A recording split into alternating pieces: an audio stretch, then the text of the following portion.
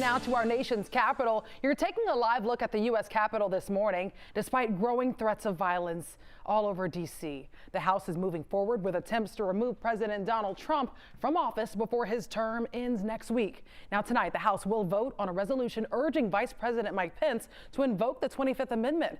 If that does not happen, they will take up a vote to impeach tomorrow.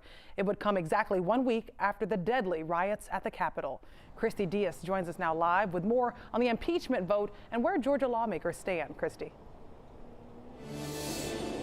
Well, at least one Republican rep has called it an unjust coup, but the newly elected Democrat Carolyn Bourdeaux has now signed on as a co-sponsor to the articles of impeachment.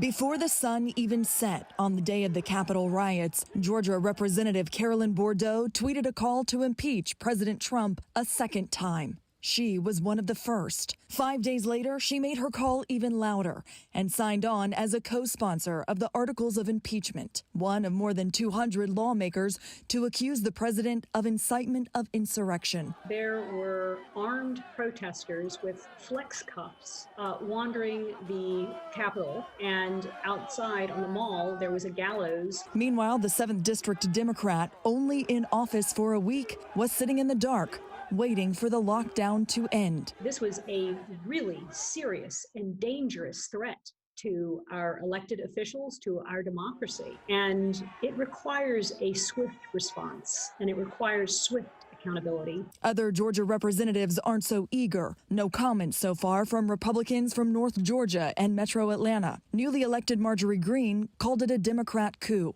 Critics claim Barry Loudermilk and Jody Hice were complicit in the insurrection, but they have been largely quiet. Bourdeaux, on the other hand, saying if these actions do not qualify as impeachable offenses, then I don't know what would. Now Bourdeaux obviously posting that picture from the Georgia Capitol, which was under lockdown as the siege was happening in D.C.